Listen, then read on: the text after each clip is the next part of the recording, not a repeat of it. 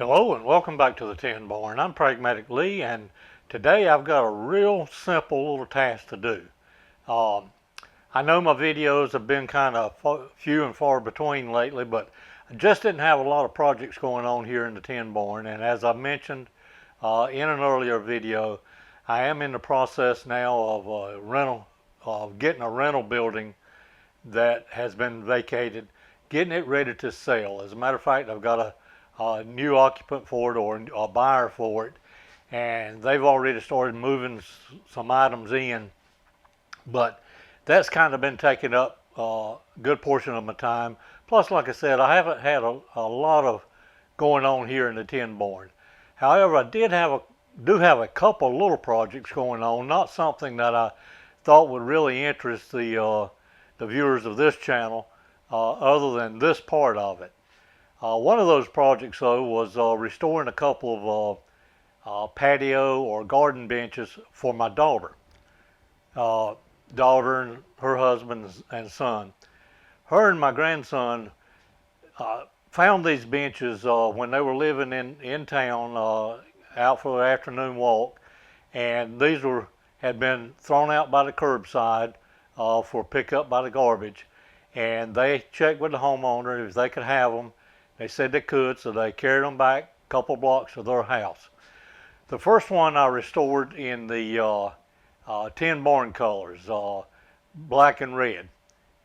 It was a whole lot more iron. All the wood was gone on this bench. And, well, both of these benches. You'll see the other one in just a second. But all the wood was gone, and I had some cypress that had been, I don't know, it was cut probably 40 years ago and sawed into lumber by my late brother-in-law. He had plans to build a boat with it. That never happened, but in any case, I was using that, and I restored this one. The paint was flaking bad on it. I had to wire brush it all over. And then the second one, it had even more wood, and of course all the wood on it was gone or rotten as well, so I replaced all of it. Delivered those, my wife and I delivered those about a week ago over to my sister and, to my daughter and her family. They're really into flower beds now, and so I'm hoping these will fit into the flower beds. But doing these projects, or doing these benches, got me thinking about another bench that I've had here at the house for quite a few years. I bought it at an auction. It's mainly cast iron. Here's a picture of what I started with. As you can see in this picture, the only pieces of wood that I had left with it were these three very rotten pieces. The top piece that goes across the back, part of one of the end sections, and the part in the bottom section. None of the seat slats were available or were still in existence. Now the other step, the other armrest and legs, is at the welding shop right now. It was broken in three places. A tree actually fell on this bench and collapsed it and broke the armrest and the legs from the other end. But looking back on this picture now, if you notice toward the right center, that red circle, in the middle of that red circle is a hole, and in that hole, the opposing one for the other side has a hole just like that, and there should be a stretcher that runs between these two end pieces. Just a piece of round stock is what I'm going to be using. Now I thought about just finding a piece of 5/8 rebar, half-inch 5/8 rebar, something like that, and turning down the ends and threading it and feeding through there. And then I got to thinking about, I plan on keeping this bench. It'll be in our yard, and if I put a piece of rebar there, it's always going to be a piece of rebar. And as far as I'm concerned, rebar is good for one thing, and that's putting it in concrete and using it for what it's meant for. So I just didn't want to go that route, and I looked around what I had, and I had some much larger stock long enough, inch and a half, 2-inch stock. But really all I need through this is just something about a 1/2 inch diameter. So what I did, I went to the local box store, Lowe's, and got this piece of 1/2 inch cold roll here. It's only 3 foot, and I need 4 foot. There's 4 foot between these two end pieces. But what I'm going to do on the lathe today is turn down about 1 inch on each end of this piece and thread it, turn it down to 5/16 and thread it. That'll go through the hole in these end pieces for that bench. I've got another piece of this 1/2 inch round stock cold roll that I've had here in the barn for a while, tin barn, using it. I'm going to end of this and thread it female for 5/16, 18. Then we'll screw these two pieces together. Once I got that together, I'll measure for length, cut this off to length with about 1 inch extra, 1.5 inches extra to turn down and thread on the end. Now, as I said, this is going to be a simple little task. It's a matter of turning down and running a die on a couple of steel pieces. But what I want to show you in particular, this longer piece in the lathe, is how we're going to hold it in the lathe, and this end back that's out of the headstock not be whipping around as we're turning it down.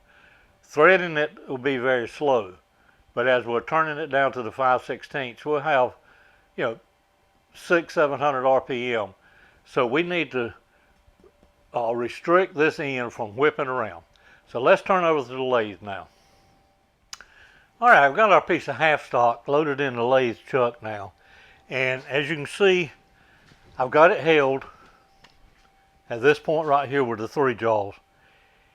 But from right along here to out here, there's nothing securing that. And that's about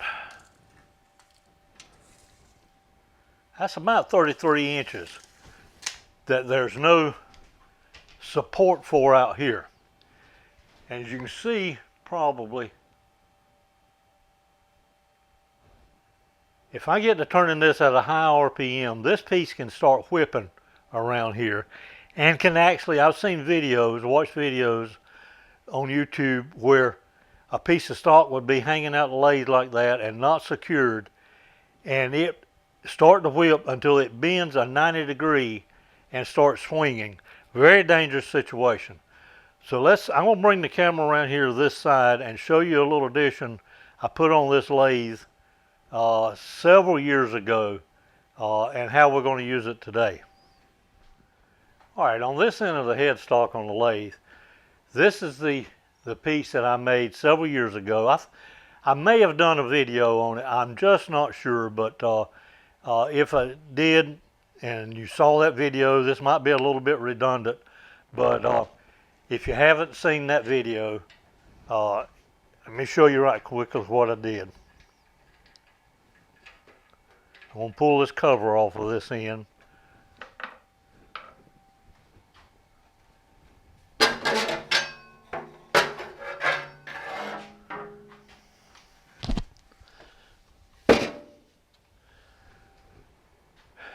Now the headstock had a nut on this that was actually putting a little bit of a preload on this pulley. It was threaded, out probably 3/4 of an inch, 20 to 25 millimeter. But I took that off, measured that thread. That was one of the first unknown threads I'd ever cut on this lathe. I didn't know I could measure the pitch, but I didn't really know what the inside diameter of this needed to be. And that was some of the first calculations that I did in computing thread diameters. If you recall from a channel a little over a year ago, not quite a year and a half ago now, I did a whole series on threading with this lathe, from the change gears up to matching internal and external imperial threads, and also matching internal and external metric threads. And this was kind of the inspiration for doing that some number of years later. But what I was able to do was match that thread with this piece of stock right here. This is threaded on. I put a couple notches in this that I could use a spanner wrench on to tighten it down and hopefully get the same amount of preload on this pulley that it originally had. I drilled and tapped 4 opposing 1/4 20 holes. Now as you can see, these down here, when I put the cover back on, they were too close, so I had to come back and put 4 near the outside. So let me put this cover back on right quick.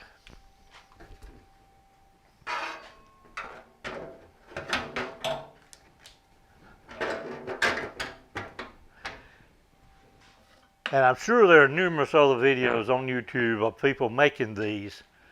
If you need to research it, it's called a Lathe spider, headstock spider. Now, to hold this workpiece in place, to keep this end from whipping around, as you can see right now, that could be a lot of vibration in that. So what I've got is some 1/4 20 bolts. Now I'm going to put this one, run this down until it just touches the workpiece. All right, I'm going to turn it 90.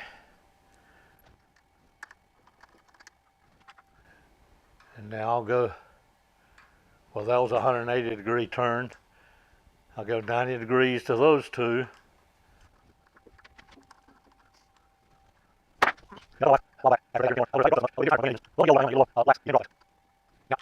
just like a 4-jaw chuck, I could put a dial indicator up here, mag base, and get this dead on, but it's held in place in the chuck on the other side. There's no way moving it down here is going to move it in that chuck. And I only got about 1 inch, 1.5 inches sticking out. So it's really not necessary in this case to try to put an indicator over here and get this dialed in. But as you can see now, when I thumb that, this is pretty much rigid. There's a little vibration, but nothing like there was before. All right, so let's turn now and do the simple part of this. Again, we're going to turn this 1/2 inch down to 5/16 and on both ends and thread it for 18 pitch. Okay, before we go to the working end down here, let's take a look at this. I would suggest turning your RPM down, starting at a slow speed, and that looks really good. And we move on up.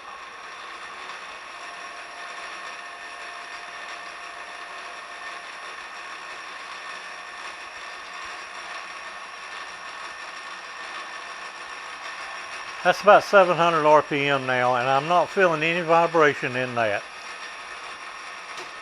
I will say this, if you started out slow and you see there's more wobble in there than you like, put your magnetic dial indicator on there and adjust these just like you would a 4-jaw chuck until you get it reasonable. I would say within 5 to 10 thousandths is fine. Now, as I said, this is going to be a simple little operation. What I'm going to do is face off this end down here to where it's perpendicular with the workpiece, of course. And then I'm going to turn down about 1 inch to 0.3125, 5/16.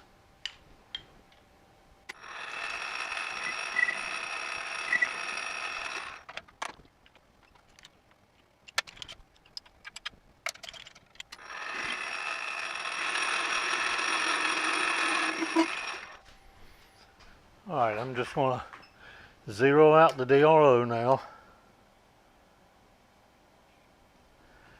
0.461.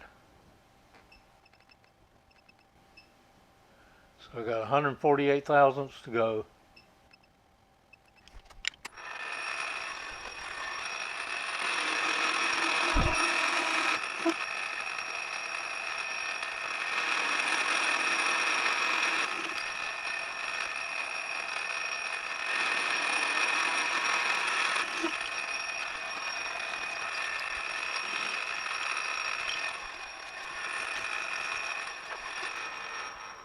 Alright, now I'm going to get set up with a die to cut the 5/16 18 threads on that, and I'll bring you right back. Alright, I've got the 5/16 18 die in my tool holder. I'm going to set that up there, and I'm going to bring the tailstock up and use the chuck. I'll lock the tailstock down into place down here, but I'll use the chuck as a guide to hold that straight. And all I'm going to do is put the die up on the workpiece, keeping it square with the chuck.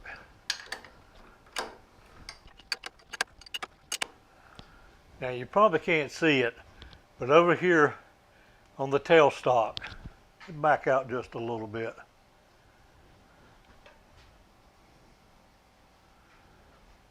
What I'm doing, each time I make a turn here, I'm running the drill chuck up tight, keeping it tied up against the tool.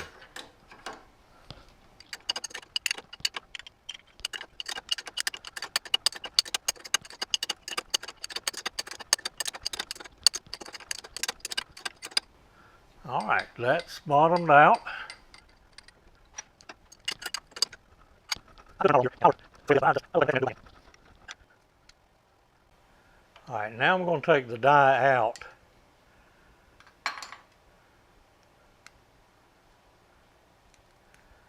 I need to clean them threads out right quick. All right, like most all dies, they have a starting side and a finishing side. This starting side probably left, I don't know, 150 thousandths there that it didn't thread. But we can turn the die around and run it back up there, and should be able to get almost to our shoulder. And there's no real need of running the tailstock up here for this. If it's not straight now, it never will be straight.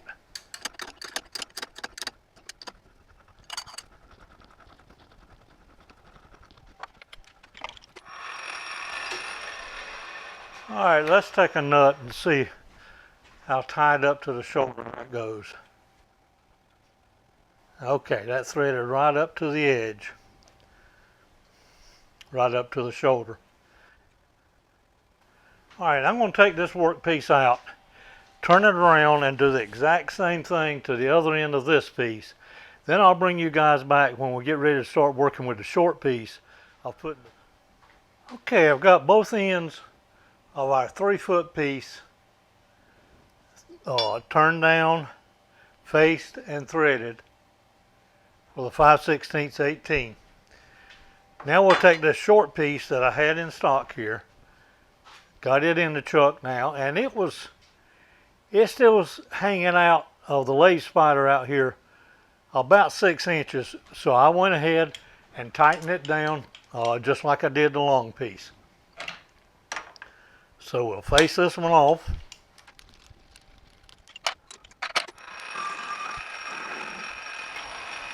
And I really don't want to put a chamfer on this because I want it to butt up square to the long piece, but I will just knock that burr off.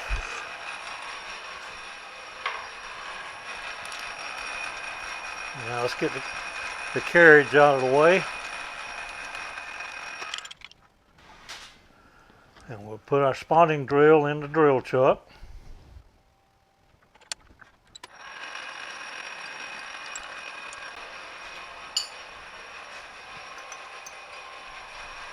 And now our tap drill for the 5/16 18.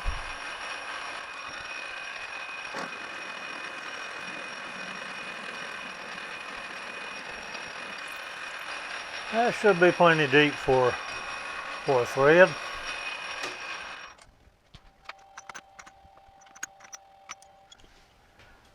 Alright, we're going to start this threading with a 2-flute spiral tap.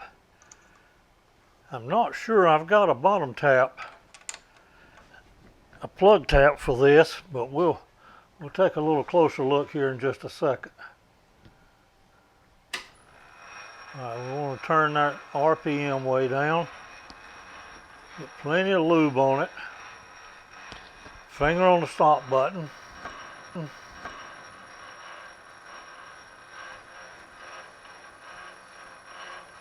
Alright, let's tighten down a little bit more.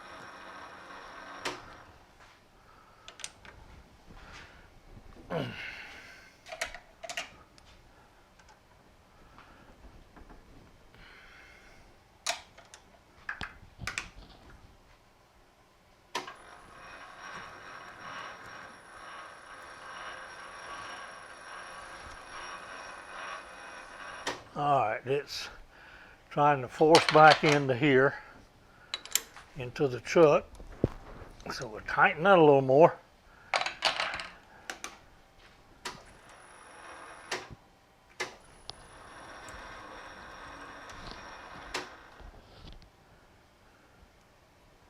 That might be just a little bit much to try to hold and power tap. So I'm going to get the tap wrench out. I'll bring you right back when we get set up to hand tap this. Okay, I think what my problem was a dull tap. When I started to switch over to the manual, I realized that and ran another tap in. It seemed to go considerably deeper. Now we've got a bottom tap. And let's see if we can pull that in right slow and clean the threads up at the bottom. Put a little anchor lube on it this time. Alright, I believe that's all she's going to do.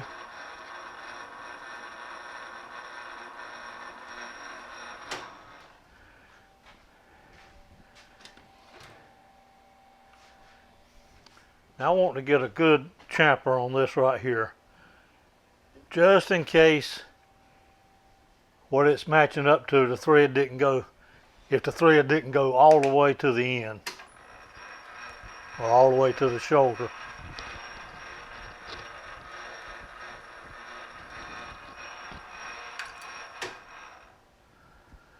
So now I'm going to swing over to the workbench and see if this will mate up with the long piece, and then we'll get a measurement of where the short piece needs to be cut off.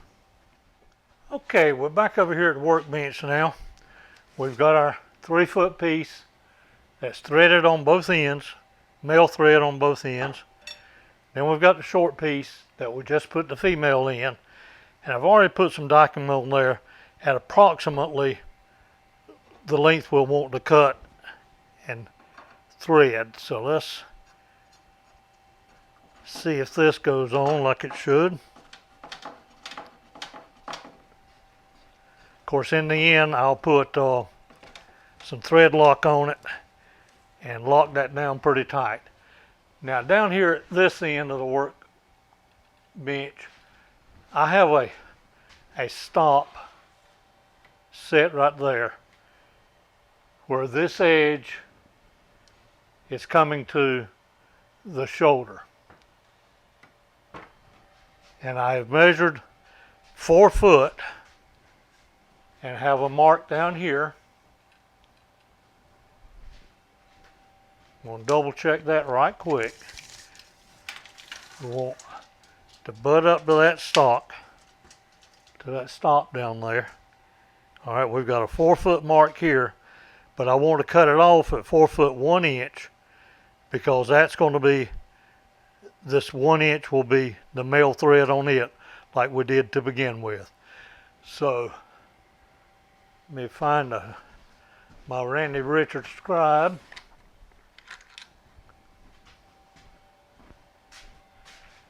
And I'll scribe that at the 49 inches. Alright, I'm going to step over to the bandsaw, cut this off, then I'm going to put this piece back in the lathe and we'll put the male threads on this end. Okay, our short piece is cut to length now, and I went back and put the 2 pieces back together on the workbench and scribed me a mark at the 48 inches. That way, when I face this off, if it's not exactly an inch out there, I'll still have my 48-inch mark. This will be cut off after the two end pieces of the bench are put together, nut put on this end. It'll be cut off flush. What I'm going to do in a quick time lapse is same thing we did at the beginning. We're going to face this off, we're going to turn it down, then we'll tap it with the die.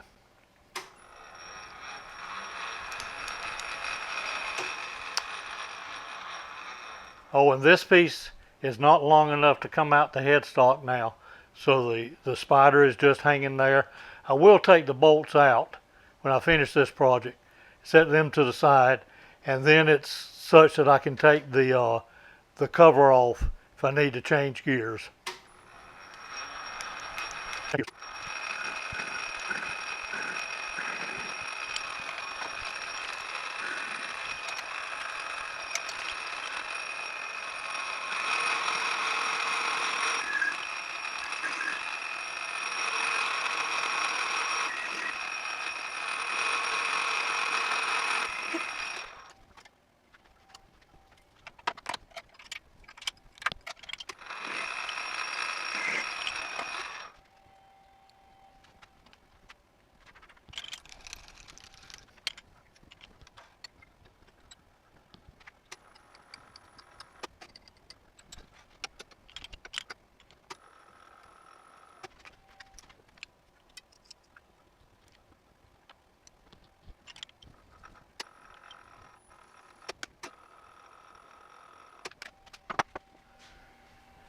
Okay, I've got a little bit of acetone here, and I'm going to clean up the clean any cutting oil off of these male threads here, and I'll reach in with a Q-tip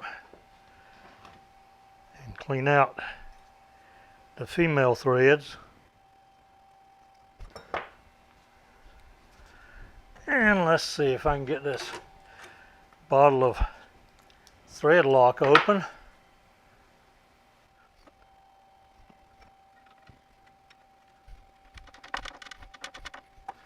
Alright, let's see. I think I got a couple pairs of channel locks right here.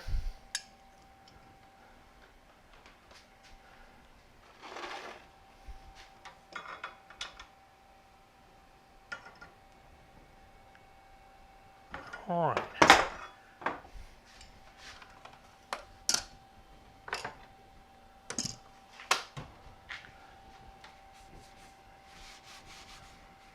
Alright, we got a good joint there.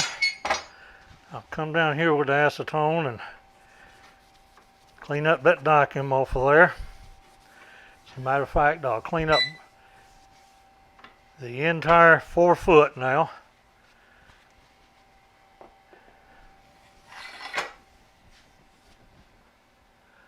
I'd already wiped the grease off of this, but I'll get it one more time. Put it up on our template again. And we're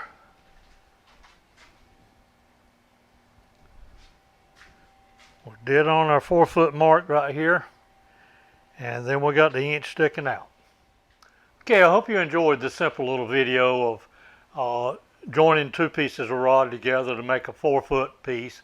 And again, this is a simple project, but it's going to go on a garden bench, just to give it some support side to side, other than the wood seat slats and the back wood that'll be holding it together.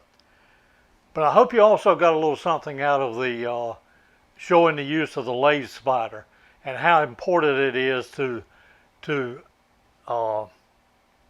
secure the work sticking out of your headstock, especially if it's more than, I'd say, 8-10 inches sticking out there. It's important to secure it for your sake and to keep from causing damage to the machine as well.